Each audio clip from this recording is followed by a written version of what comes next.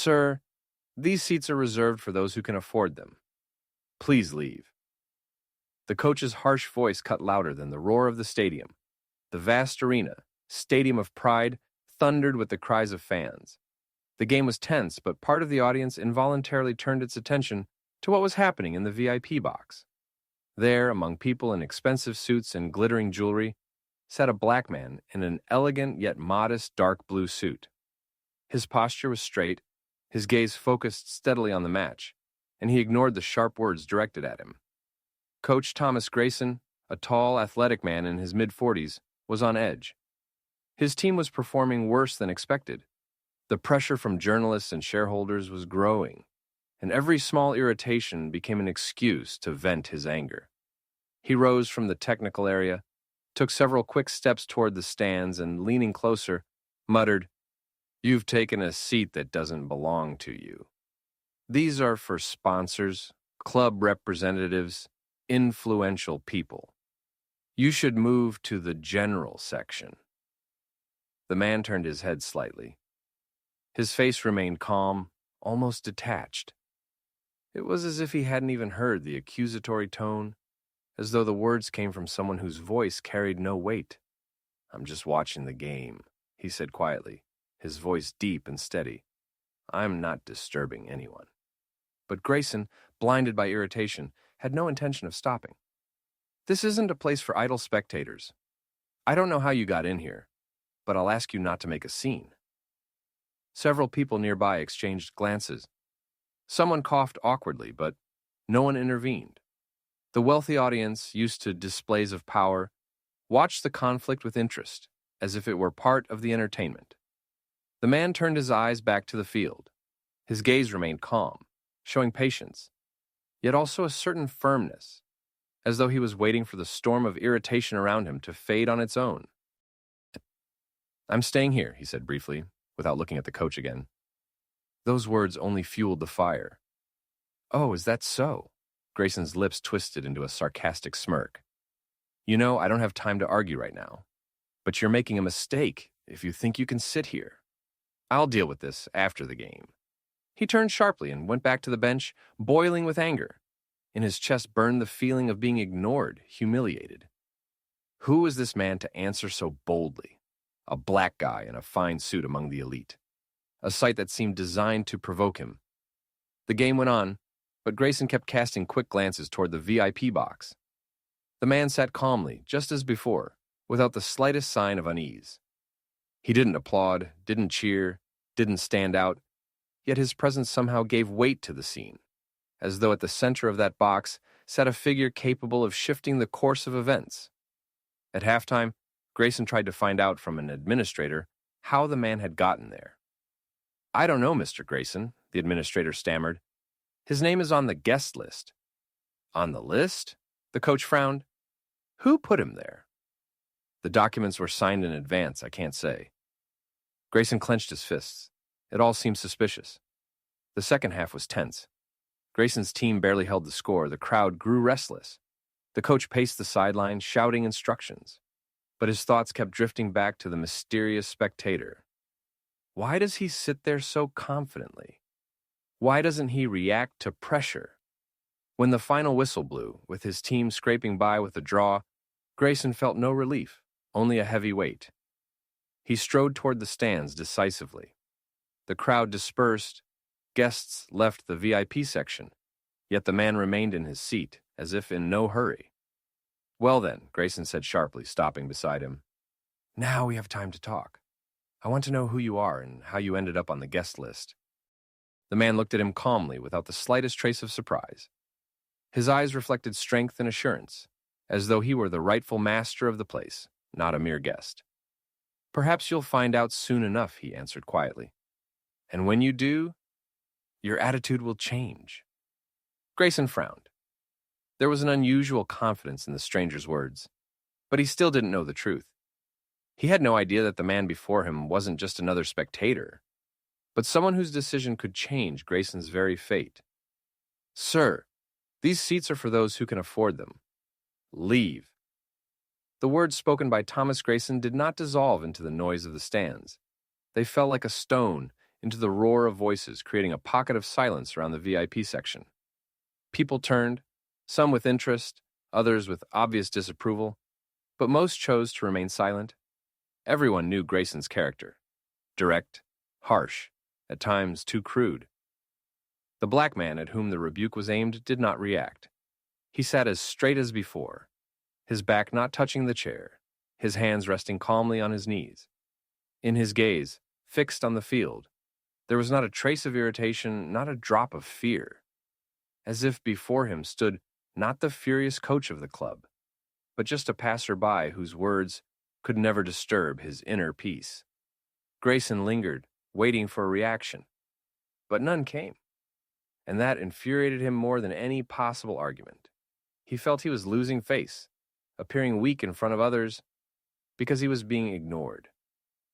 "You didn't understand," he raised his voice, loud enough for the neighboring boxes to hear. "These seats are for the club's partners. Here sit people who invest millions in the team. You." He hesitated, letting his eyes sweep over the man's restrained style and sober suit. "You don't belong here?" A few people exchanged glances. Someone chuckled nervously. Someone else lowered their eyes. The atmosphere thickened, like the air before a storm. The man, without changing his posture, slowly turned his head toward Grayson. His gaze was piercing yet remarkably calm. "I am watching the game," he said quietly, "and I have the right to do so." The words carried no challenge, yet something in them inflamed the coach even more. "The right?" Grayson smirked, shaking his head. If everyone thought they had the right to sit wherever they pleased, where would order be? "Your place is not here." The gentleman seated to his right, an older man with a gold watch, coughed and whispered almost timidly, "Tom, let him be. Let him stay." "No!" Grayson snapped, whirling around. "This is a matter of principle. If I stay silent now, half the stadium will be here tomorrow. Order must be maintained." He turned back to the man. "I repeat, remove yourself from here, or I'll call security." The air grew heavy with silence. Even the roar of the crowd beyond the box seemed muffled. People waited. What would the one so persistently pushed away do? The man didn't move. His fingers tightened slightly, but his voice remained steady. "Call them." The two words hung in the air like a challenge, yet without aggression. There was no threat, no anger. Only absolute certainty. Grayson felt blood rush to his face. His authority, his power, was being questioned before dozens of influential eyes. He turned sharply to the stadium steward standing at the entrance. "Bring security," he snapped. The steward hesitated, unsure how to proceed. His face betrayed doubt. He clearly sensed there was more to this than met the eye. But the coach's order was direct. In the end, security did arrive. Two men in uniform stopped nearby, glanced at Grayson, then at the one they were supposed to remove. "Sir," one of them began cautiously, "we've been instructed." The man looked at them calmly, then allowed a faint smile. "Are you certain you want to carry it out?" The guards froze. There was something in his smile and tone that unsettled them. They seemed to sense that intervening would be a mistake.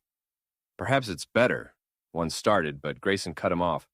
"Do as you're told." But the guards didn't move, and that looked even more humiliating for the coach. He felt the air around him ripple with unspoken irony. People were watching, yet no one was taking his side. "Fine," he hissed through clenched teeth. "Let it be so. But remember this, sir." He stressed the word with contempt. "Your arrogance will come back to haunt you." He spun on his heel and stormed back down toward the bench. The man turned once more to the field and calmly continued watching the match. The game went on. But for Grayson, it no longer mattered. His thoughts burned like embers. Who is this man? Why is he so sure of himself? Why did even security refuse to act? He felt as if he had collided not with a mere intruder, but with something far greater. And that something greater frightened him more than defeat on the field. But the truth remained hidden, and as the match drew to a close, Grayson still did not know that his own future depended precisely on the man he had tried to push out of the stands. "Sir, these seats are for those who can afford them. Leave." That phrase had already become an echo in Thomas Grayson's mind. Ever since he had spoken it, it felt as though a line had been crossed. The coach knew the public would remember his harshness, and now every glance toward the VIP stands seemed to him full of judgment. The black man still sat calmly, as if Grayson's words had passed him by. He did not leave the box, did not argue, did not summon security in his defense. He simply kept watching the game. And yet, it was precisely this silent composure that unsettled the coach more than any aggression ever could. The second half had barely begun, but Thomas's thoughts were far from the field. His players were nervous, the defense crumbling, the attacks failing, yet again and again his eyes flicked toward the unmoving figure in the stands. Each time, a wave of irritation rose inside his chest. God, who is he? Grayson muttered under his breath, pacing the sideline. Sits there like he owns the arena. His assistant, Coleman, cautiously ventured, Tom, you should focus on the match. The team is waiting for instructions. The match? Grayson snapped. I see how they're playing. But did you see him? Sitting there like I'm invisible, like he's the center of the universe. Coleman hesitated. He knew arguing was pointless, but even he found the situation with the VIP section strange. The man's demeanor was simply too unusual. Meanwhile, the crowd in the stands whispered among themselves. Some knew Grayson as a successful but hard-edged coach, yet many had already noticed his clear bias. His words about these seats not being for people like you rang far too pointedly. A few journalists nearby had already scribbled notes in their pads. Grayson's going too far, a young reporter whispered to her colleague. If this makes the press, it'll be a scandal. Her colleague shrugged. A scandal?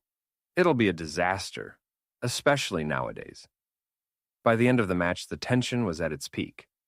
Grayson's team was losing, and he was losing control of himself.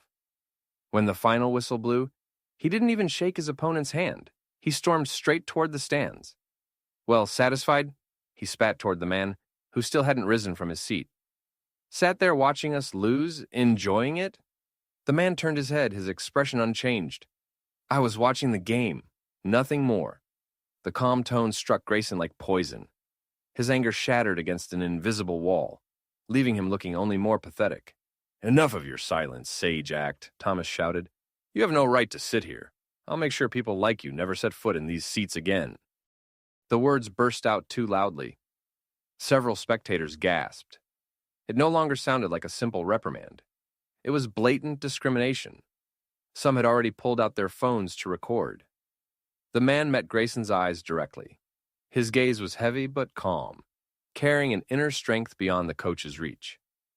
Perhaps it isn't for you to decide who has the right, he said quietly. Grayson's hands trembled. He wanted to scream louder, to force the man to rise and leave. But deep down, he knew. The harder he pressed, the worse he looked. Get out, he hissed through clenched teeth. Now. But the man only turned back to the field, where the players were already dispersing. Later, in the stadium corridors, the confrontation flared again. Several journalists surrounded Grayson with pointed questions. Mr. Grayson, who was that man you argued with? Why did you try to remove him from the stands? Some witnesses say your words sounded discriminatory. How do you respond? Thomas waved them off. It was a misunderstanding. Only official guests are admitted to the VIP section. I was doing my job, but security refused to intervene, one reporter interrupted. Why? Grayson faltered. He had no answer. He himself couldn't explain why the guards had acted so strangely. That will be looked into, he snapped, slamming the door as he retreated to the locker room. Meanwhile, the man in the blue suit was still in the stands. Slowly, he rose, slipped on his coat, and walked toward the corridor. His steps were measured, his movements calm. Those who crossed his path instinctively stepped aside, though none of them knew who he was. Only one thing was certain. This conflict was far from over. And Thomas Grayson would soon discover that his harsh words would carry consequences far more serious than defeat on the field. Sir, these seats are for those who can afford them. Leave. The words Thomas Grayson had uttered at the start of the match kept echoing in his mind long after the final whistle. He tried to focus on the game, but every time his eyes drifted toward the VIP box, he saw that same black spectator, calm, unmoving, unshaken, sitting there as if he hadn't even noticed the insult. And it was precisely that unflinching composure that unnerved the coach more than anything else. The team's defeat only deepened his foul mood. In the locker room, he lashed out at the players, shouting about discipline, about the lack of fight. But deep down he knew his rage wasn't only directed at them. The image haunted him relentlessly, a stranger in a fine suit seated among the elite, while he, Thomas, tried in vain to drive him out. "Coleman," he barked at his assistant once the players had left. "Find out who that man is. Immediately." "Tom, maybe you should let it go," Coleman ventured carefully. "You look too wound up." "I said find out." Grayson's voice cracked like a whip. The next day, the press exploded with headlines. Scandal in the VIP box. Coach clashes with spectator. Equality in the stands. Why Grayson tried to expel a fan. The articles detailed the confrontation, many accusing Grayson of discrimination. Some witnesses insisted his words had sounded like an insult. "Damn press," Thomas muttered through clenched teeth as he scrolled the news feeds. They twist everything. But deep down, he knew they weren't twisting anything. Everything he'd said had been recorded and posted. The video of his harsh words was already spreading across social media, drawing thousands of comments. Disgrace to the club. In the 21st century, a coach says things like this? Who was that man? He looked far more dignified than Grayson. The comments burned worse than fire. At training, the players moved tensely, avoiding his gaze. In the locker room, silence hung heavy. "What's wrong with you?" Grayson snapped at last. "What's going on?" One of the defenders, a tall young man named Andrew, hesitated, then said, "We saw the news. And, well, it looks bad, Mr. Grayson. Really bad." The words struck like a blow. Even his own players doubted him now. By evening, he was summoned to meet with the club's leadership. In the boardroom, several directors sat with cold expressions. "Thomas," one began, "we're receiving countless complaints. The press is in an uproar. Social media is boiling. This casts a shadow over the club."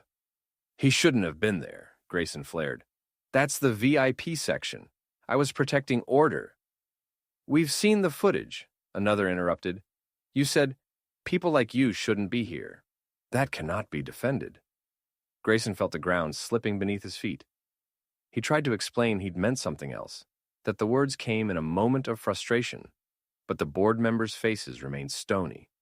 "This situation must be resolved," the chairman finally said. "Otherwise, the consequences will be too severe." Meanwhile, the mysterious man remained silent. He gave no interviews, issued no statements. His absence only deepened the tension. Who was he? Why wasn't he speaking? Why didn't he fight back publicly? That silence drove Grayson to the brink. Each day he expected the man's identity to surface, that the final blow would fall. But the days passed and no answer came. Only the fallout. Fans held up banners. "No discrimination in our club." Journalists at every press conference hammered him with the same question. "How do you justify your words?" Players whispered behind his back, some even posting publicly about equality and respect. One evening, leaving the stadium, Grayson saw a group of fans waiting.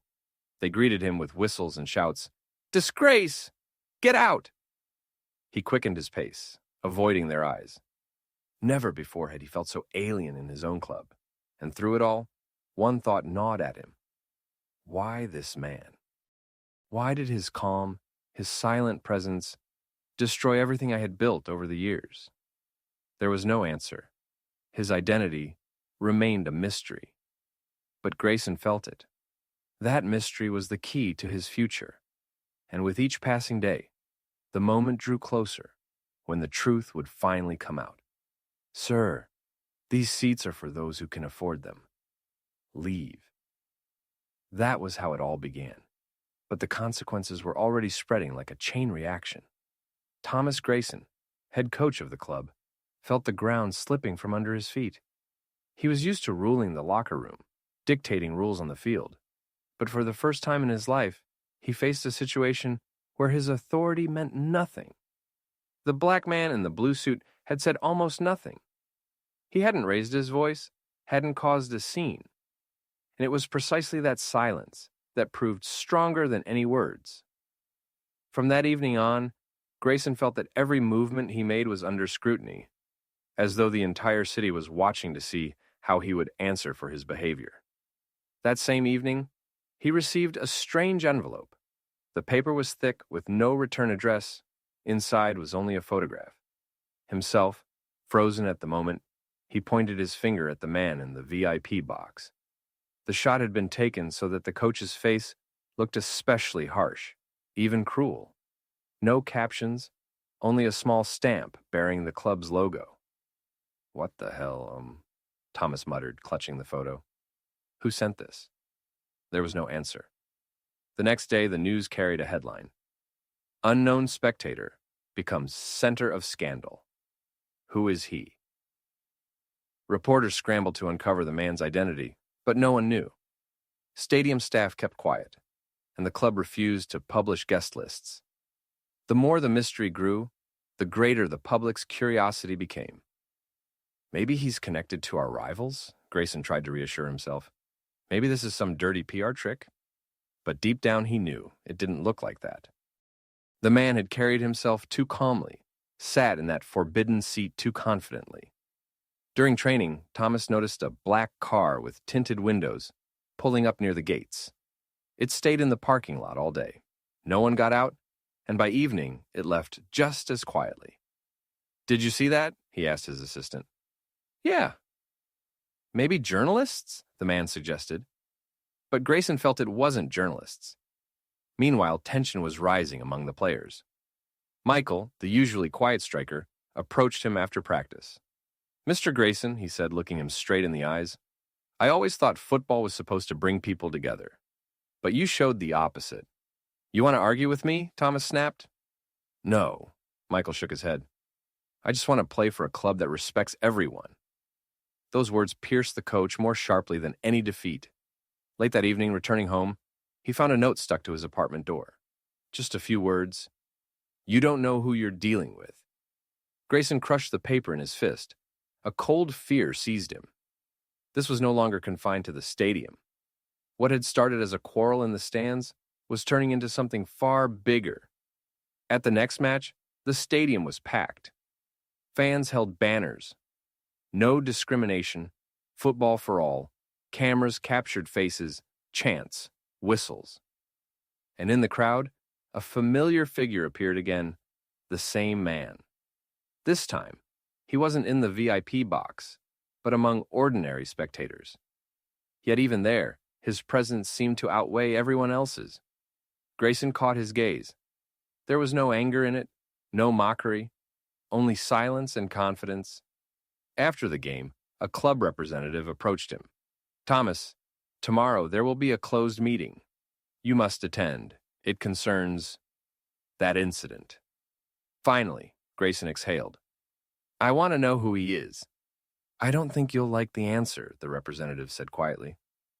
The night before the meeting was torment.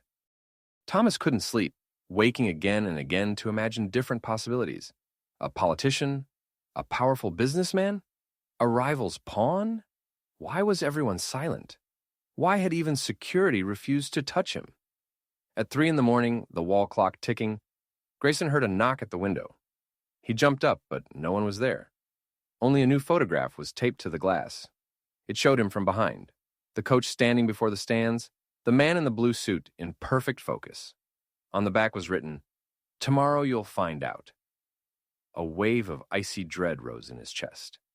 Tomorrow something would happen. But what? The man's identity remained hidden, and it was that very mystery that was turning Grayson's life into a nightmare. "Sir, these seats are for those who can afford them. Leave." That phrase lived on in Thomas Grayson's memory. like a spell he had cast that now haunted him step by step. Every article in the press, every fan's comment, dragged him back to that moment. But another trial lay ahead. The closed meeting the club's representatives had hinted at. The morning was gray and heavy. Rain drizzled, sliding down the windows of the training base. Grayson sat in his office, staring at the clock. His stomach twisted with anxiety. He tried to justify himself. I only wanted to keep order, to protect the rules. That's not discrimination, that's discipline. But deep down, he knew. It sounded pitiful. At the appointed hour, he entered the conference hall. The club's board members were already seated, their faces stern and tense. The atmosphere was so thick it felt suffocating. Thomas, began the chairman, dry and cold, the situation is spiraling out of control. We're getting complaints from sponsors. The club's reputation is suffering. I understand, but, Grayson started. Don't interrupt. Another board member cut him off. You need to understand, this isn't only about your behavior. It's about the future of the club. Thomas fell silent. Inside, he boiled. He had been trained to lead, used to commanding, and now he was being spoken to like a schoolboy caught misbehaving.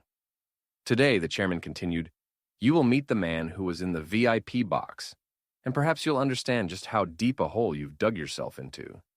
Grayson's breath caught. He's coming here? It doesn't matter how, but you will meet him. That evening, a club official entered and said simply, follow me. They walked down a long corridor. The lights flickered above them, footsteps echoing against the walls. At the end of the hall was a door with a soft glow of light behind it. Here, the escort said, go in. Grayson clenched his fists and opened the door. The room was spacious, with large windows. In a chair by the window sat the man, the same one, the man in the blue suit. He sat calmly, almost regally. His gaze was turned outward, toward the city at night. Grayson froze in the doorway. His insides tightened. He had expected shouting, accusations, threats. But the man didn't even turn toward him. We met at the match, the coach blurted, not even knowing why he spoke first. Silence. Perhaps I was harsh. But you must understand, I had my reasons. Order in the stands, discipline. The man slowly turned his head. His gaze was deep and calm. No anger. But it was precisely that calmness that rattled Grayson the most. Sometimes, he said quietly, words wound more than blows. Grayson swallowed hard. He began, but faltered immediately. The man turned his eyes back to the window. You don't know who you're speaking to, Thomas, but soon you will. The silence that followed pressed down like a weight. Cold sweat broke across Grayson's forehead. The next day, rumors spread faster than wind. Some said a convoy of black cars had arrived at the club. Others swore a delegation of unknown figures had stayed overnight at the training base. On social media, a photo appeared. Grayson entering the hall, with the silhouette of the man in the blue suit visible behind the door. Journalists buzzed. The identity of the mysterious spectator remains unrevealed. But why did he meet with the coach? Even the team sensed the tension. Players whispered to each other, they say he's a powerful politician. No, a businessman. Did you see his watch? Only the richest wear those. I heard he's connected to the International Federation. Each version only fueled the fire, and Grayson remained silent. He knew no one would tell the truth until the time was right. That evening, another envelope appeared on his desk. Inside was a photograph of him again, this time from the meeting room. The picture was taken as if from right behind his shoulder. On the back, a single line. This is only the beginning. Grayson clenched the paper, his heart sinking to his heels. Who had taken it? How had it ended up in his home? Now he no longer doubted. This man wielded power far greater than anyone imagined. But who was he? Why the silence? Why was there not a single trace of him anywhere? There was no answer. And in that absence lay the most terrifying intrigue of all. Sir, these seats are for those who can afford them. Leave. The phrase Thomas Grayson had spoken that day at the stadium now hung over him like a sentence. It echoed in the minds of journalists, fans, players, and worst of all, in his own. A week had passed since that strange meeting in the hall, where the man in the blue suit had spoken only a few words. But those words wouldn't leave him. You don't know who you're speaking to, but soon you will. Since then, strange things had begun to happen at the club. The first blow came when a key sponsor's contract suddenly vanished. Silverline, a company that had supported the team for years, unexpectedly announced it was terminating its agreement. In the official letter, they cited reputational risks associated with the coach's behavior. Reputational risks? Grayson exploded, crushing the paper in his fist. It was just words, spoken in anger. But the board remained silent. No one stepped in to defend him. At the next press conference, journalists once again circled back to that moment in the stands. Mr. Grayson, do you now know who that man was? Why did you say what you did? Do you feel responsible for the club's loss of reputation? Thomas tried to brush them off, steering the talk back to the match, but the questions pressed on. Finally, one reporter asked bluntly, "Aren't you afraid that this man has more power than you realize?" Laughter rippled through the hall. Grayson flushed, slammed his fist on the table, and stormed out. But the outburst only made things worse. The video spread online under the caption, "Coach loses his temper." The players began to distance themselves. Michael, the team's star striker, refused to attend the next training session. His words in the locker room fell like a cold verdict. We can lose matches, but we cannot lose respect. Several younger players sided with him. For Grayson, it was humiliation. His team no longer saw him as their leader. The stands grew more hostile too. At the next game, fans unfurled a massive banner. Football is for everyone. The crowd jeered and whistled whenever the cameras caught the coach's face. And among the spectators, once again, he was there, the man in the blue suit, sitting motionless, not cheering, not clapping, yet his presence alone made Grayson feel like a cornered animal. "He's doing this on purpose," Thomas hissed to his assistant when he spotted him in the crowd. "He sits there like a shadow so everyone knows I was wrong." The assistant only shook his head. Maybe he's just watching the game. But Grayson could no longer believe that. Late that evening, the coach returned home. His yard was empty, but at the doorstep lay another envelope.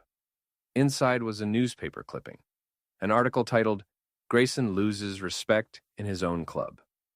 One sentence was underlined in red, "The true leaders always reveal themselves at the right moment." Thomas's hand shook. He rushed to the window. The street outside was deserted. A few days later came another blow. The starting lineup players signed a collective letter demanding respect for all spectators, regardless of origin, skin color, or social status. The document immediately leaked to the press. The signatures were real. "This is mutiny," Grayson shouted in the boardroom. "The players are rebelling against their coach." "No, Thomas," one director replied calmly. "The players are defending values you called into question." The words fell like a verdict. Meanwhile, rumors spread through the city. "They say he's a major investor," some whispered. "No, he's a Federation delegate, sent in secret," others insisted. "I heard he's tied to the government," claimed a third. Each new version weighed heavier on Grayson.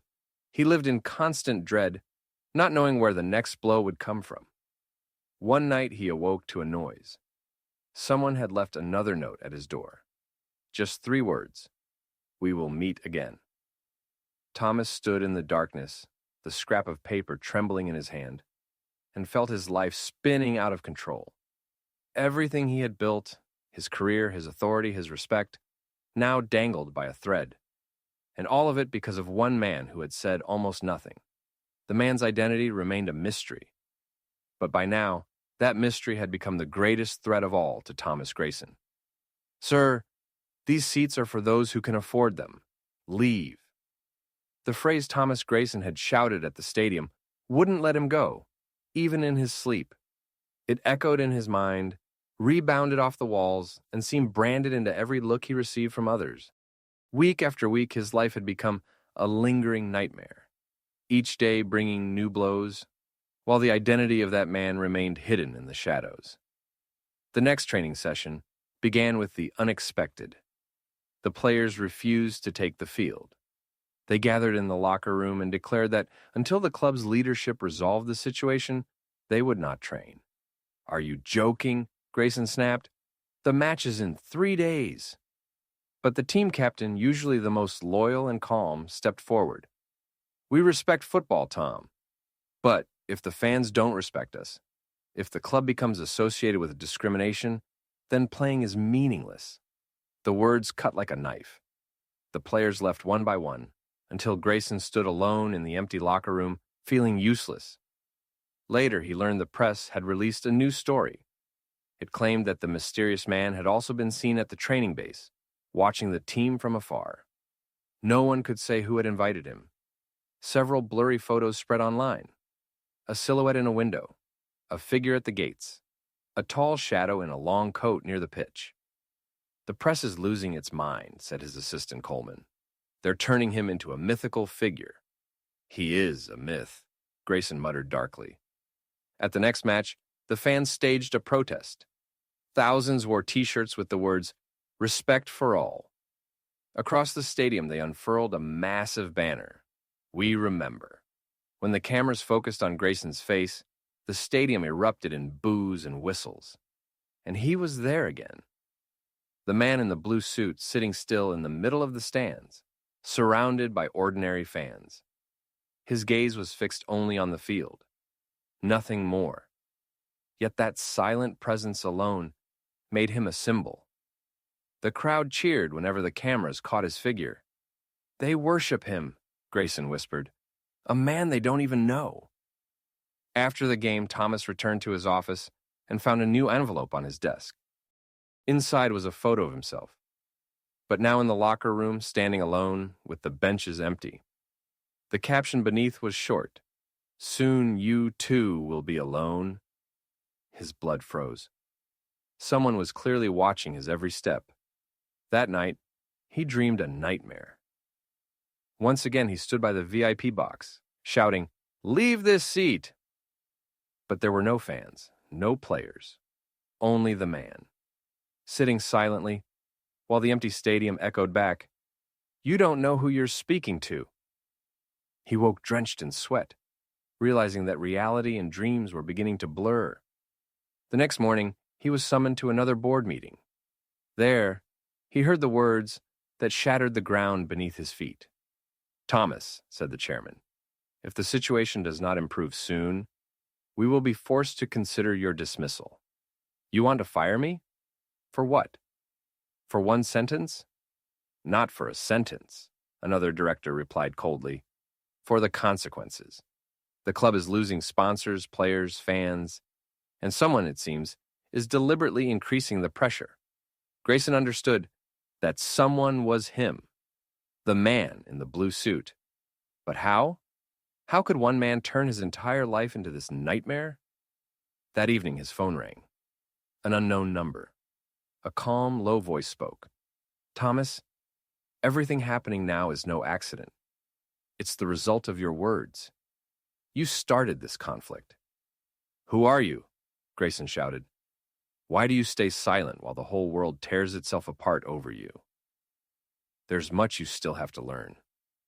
The line went dead. From then on, events accelerated. At training, several young players walked off the pitch in protest. Fans gathered outside the stadium with banners. On social media, a movement took hold. Justice in football. The man in the blue suit became its symbol, his photos shared as the face of the fight.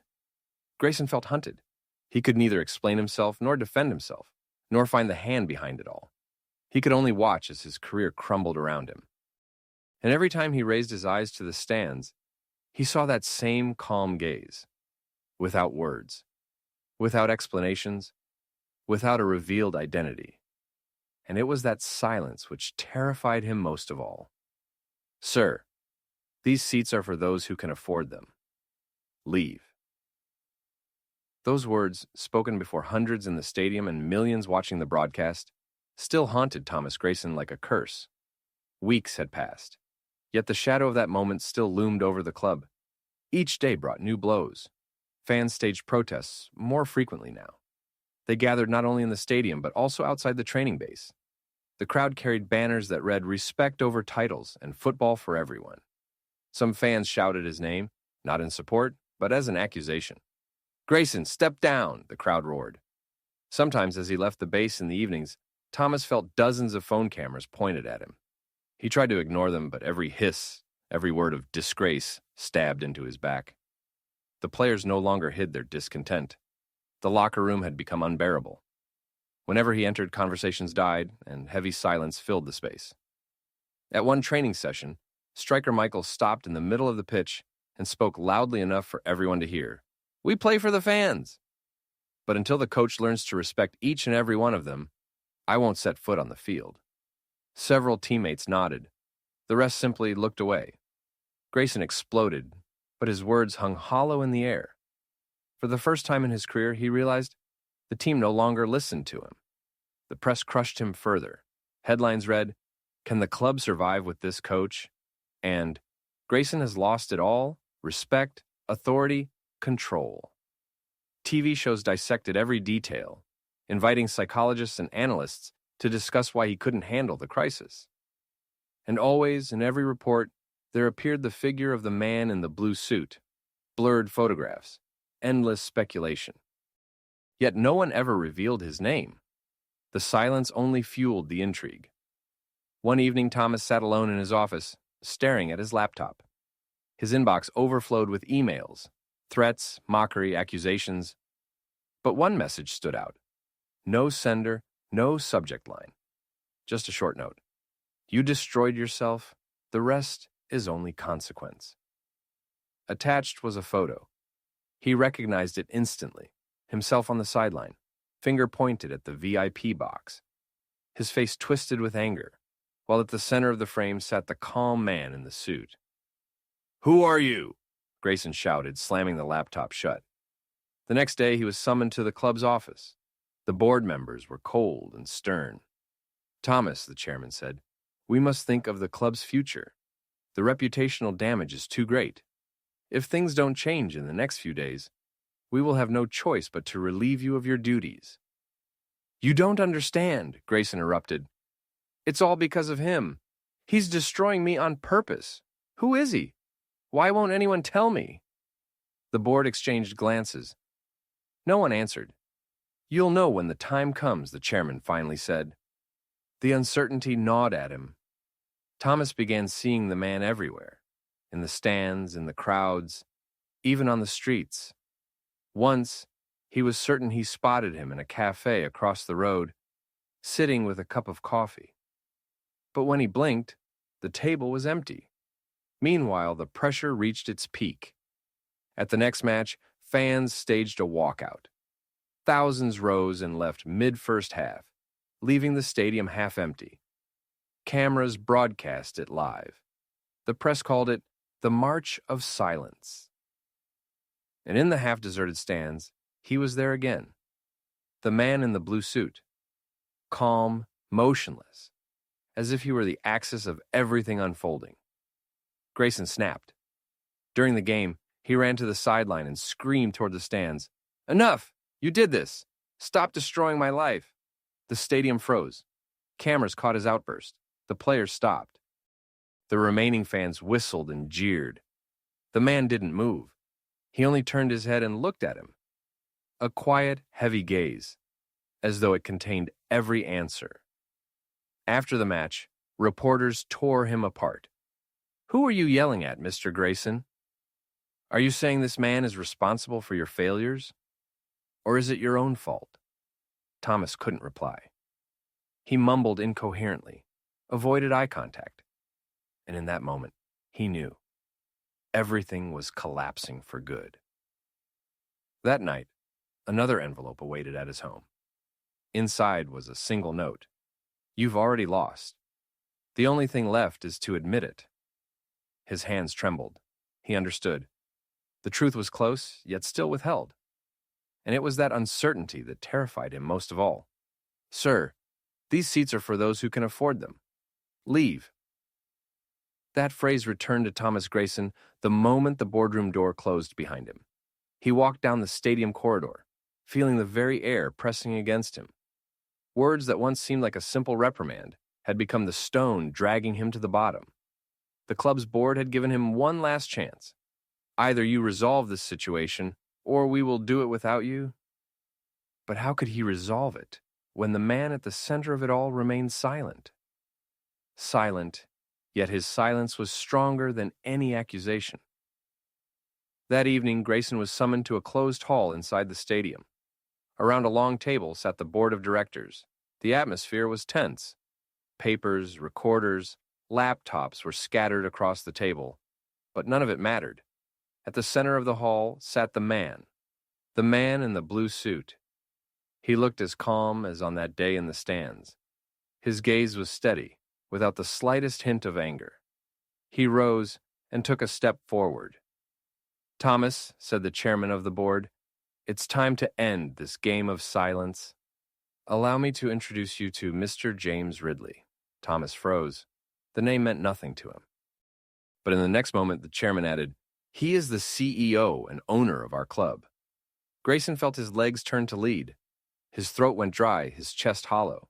What?" he stammered. "That's impossible."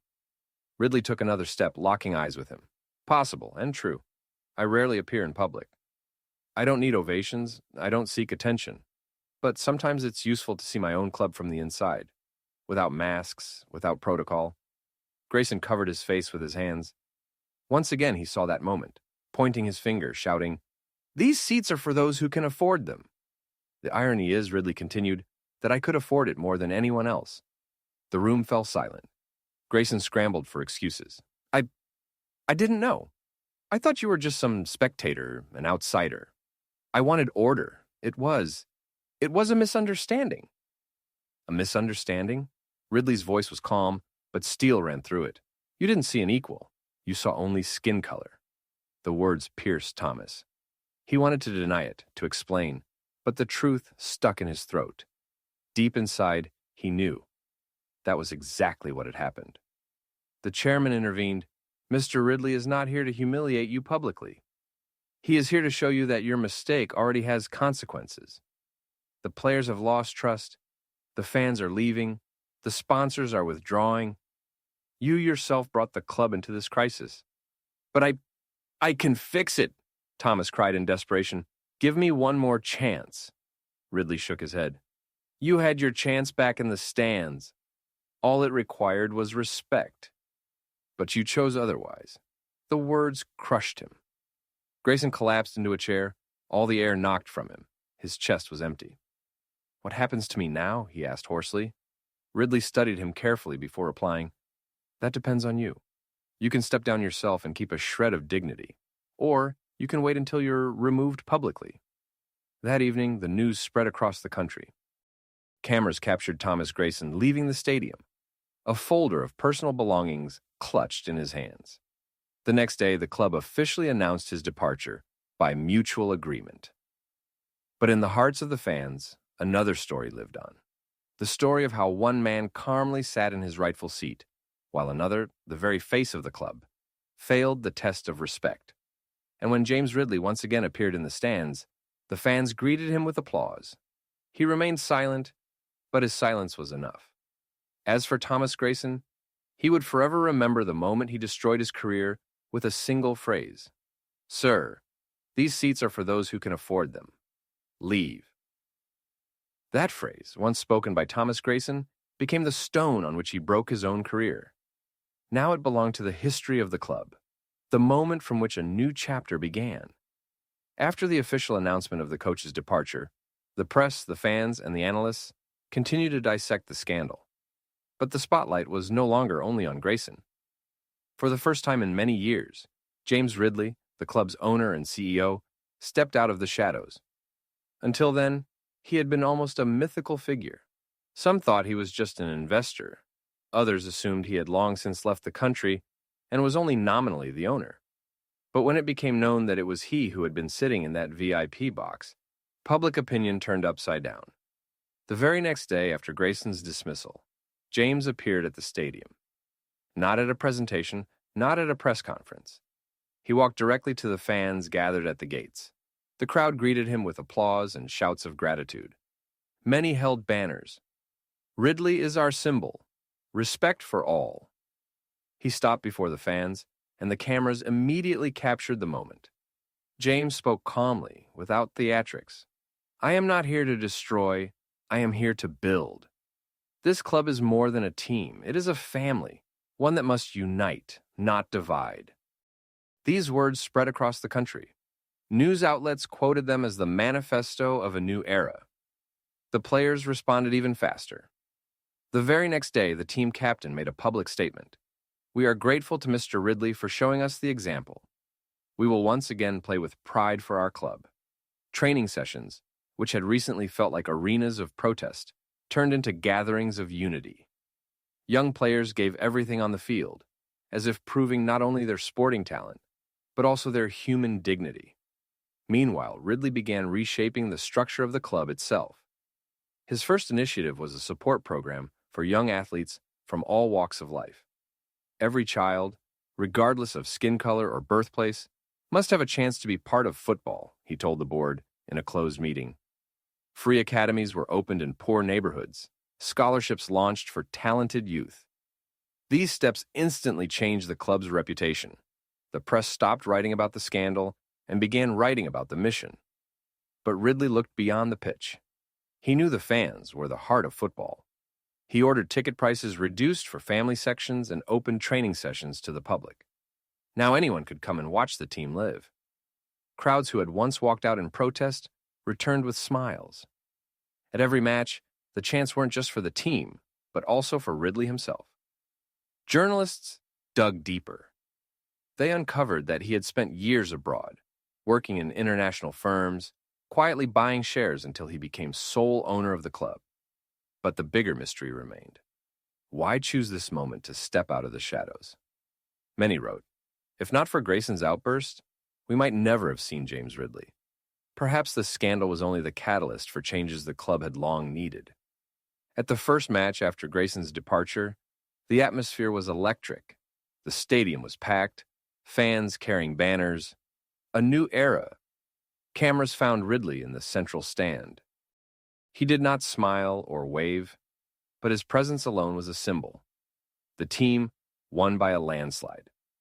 After the match, the players ran to the fans and raised a banner. "Thank you for believing." The crowd roared the club's name, and for the first time in months, the air was free of tension. Ridley, though, knew it was only the beginning. Behind the scenes, conversations continued. The scandal had badly damaged the brand, and rebuilding trust with international sponsors would take time. That evening, sitting in his office, he jotted a few words in his private notebook. "A club cannot be built on fear and pride. A club is built on respect. This lesson we must never forget." And though Thomas Grayson's name was no longer spoken in official statements, everyone knew. It was his words that had marked the starting point of a new era. "Sir, these seats are for those who can afford them. Leave." That phrase, spoken in a moment of anger by Thomas Grayson, overturned his life. After his dismissal from the club, he awoke in an entirely different reality, one where his name had become a symbol of disgrace, and his career, a toppled tower he had spent decades building. The first days after his resignation were the hardest.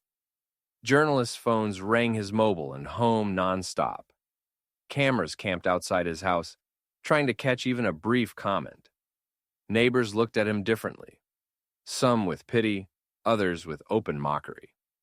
On social media, his name turned into a meme. The photo of his twisted face and pointing finger in the VIP box spread with captions like, "The coach who lost respect." Even people who cared nothing about football now knew his story. Thomas tried to hold on. He told himself that scandals passed, that people would forget quickly, but work never came. No club wanted to risk offering a contract to a man with such a shadow behind him. He went to an interview with a small second-league club. They welcomed him politely, but in their eyes, he read hesitation. Soon came the official refusal. "We respect your experience, Mr. Grayson, but we fear your image would bring us too many problems." It was a crushing blow. Even places that once would have embraced him now shut their doors. Financial troubles soon followed. The salary from the big club was gone, but the bills kept coming. His wife, exhausted by the constant pressure and scandals, left for her parents, saying she needed time to think. His son stopped answering calls. At school, classmates mocked him, and he no longer wanted to be associated with the father who had become a symbol of shame. Thomas was left alone. One night, sitting in a bar on the edge of town, a man recognized him. After whispering with others, he approached and said, "You know, Tom, I used to respect you, but now you're nothing to me." Those words broke him. He left without answering, realizing his past no longer entitled him to respect. And yet, somewhere deep inside, a flicker of hope remained. He began writing columns for a local newspaper, commentary on football, tactics, youth teams. It was a way to remind people of his knowledge. Some articles drew responses. Readers wrote, "Yes, he made a mistake, but he understands football. You can't erase a man completely for one lapse." These words sustained him, but alongside them were always others. This man showed his true face. He doesn't deserve a second chance. Time passed. Grayson lost weight. His hair turned gray faster than before. He thought endlessly about where he had gone wrong. And always, his mind returned to that day, that phrase. Why couldn't I just stay silent? Why did I have to prove something?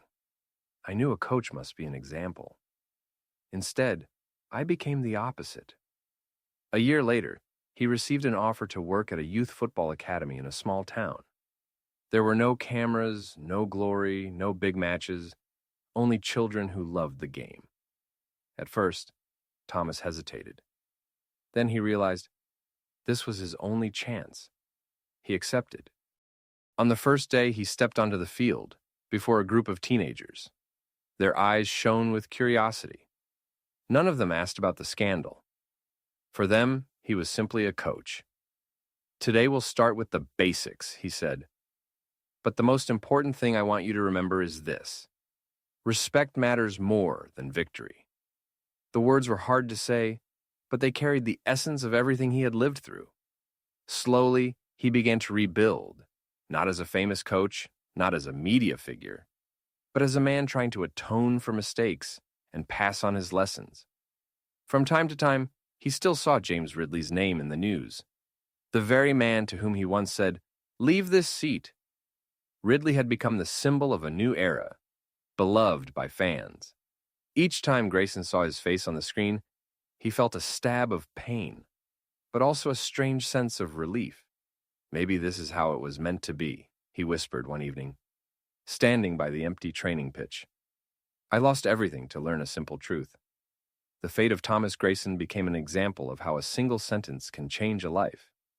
He never returned to the big stage of football, but perhaps that was what saved him as a man. "Sir, these seats are for those who can afford them. Leave." Those words haunted Thomas Grayson his entire life. From the moment they slipped from his lips, everything went downhill. Dismissal, disgrace, loss of family, the collapse of his career. But as the years passed, that cursed episode ceased to be only pain. It became a lesson he could never forget. 5 years had gone by. Thomas was no longer the confident, hot-tempered coach of top-flight football. His life flowed differently now. He worked at a small provincial academy training children. There were no cameras, no fans, no screaming headlines, only a green field, a handful of balls, and children's laughter. At first he saw it as punishment. This is what I've fallen to. But slowly he realized, here he was finding himself again. With every training session, with every child's smile, he seemed to wash the past off his shoulders. He no longer shouted as before. He had learned to listen. One day, when a boy missed a penalty and burst into tears, Thomas didn't raise his voice. Instead, he hugged him and said, "Son, goals aren't what matter most. Respect for yourself and for others, that's what stays. Goals come and go, but respect remains." 5 years earlier, Those words never would have passed his lips. And yet the past never let go completely. Every time James Ridley's name appeared in the news, the current owner of the club, Thomas felt his chest tighten. Ridley had become a legend. Under his leadership, the club turned into a symbol of unity and fairness. People respected him, not only in football, but far beyond. Thomas looked at him on screen and understood. This man had been his mirror, the one who showed him that pride and arrogance had no future. One autumn afternoon, as golden leaves blanketed the field, unexpected guests arrived at the academy. A black car pulled up by the gates, and two men stepped out. One of them was tall, wearing a dark coat. Thomas recognized him instantly. His heart thudded painfully. It was him, James Ridley. The children rushed toward the guest, not knowing who he was, but sensing the authority in his stance and the respect in his voice. Ridley smiled, spoke to them, asked about training. Then he walked over to Thomas. "It's been a while," he said calmly. Thomas didn't know what to say. His throat tightened. For years he had dreamed of the chance to say something, anything. Now, the words had deserted him. He began, lowering his eyes. "I want to apologize. For everything." Ridley nodded. "You already have, Thomas. Not with words, with what you're doing here. I know about your work at the academy. You've changed." Thomas looked up. In Ridley's eyes, there was no anger, only tired but genuine respect. "We both know the past can't be erased," James continued, "but the future can always be built differently." They stood in silence for a few moments, listening to the children's voices from the field. "Are you happy here?" Ridley asked. "For the first time in a long while," Thomas replied. "Then that's your victory," said James, extending his hand. Thomas froze. Before him was the hand of the man he had once humiliated. But now it was offered in forgiveness. He took it, and at that moment felt an enormous weight lift from his shoulders. That evening, alone in his modest home, Thomas, for the first time in years, felt no pain. He knew his name would never again appear on the front pages. He knew he would never return to the world of big football. But it no longer mattered, because for the first time, he had understood the true meaning of the word respect. And the ending of his story was simple. One phrase had destroyed his life, but another, spoken years later to himself, had saved it. "I will never again tell a man he doesn't belong, because everyone has the right to sit where they deserve to be." Thus ended the story of Thomas Grayson, a man who lost everything to pride, but found himself again through humility and respect.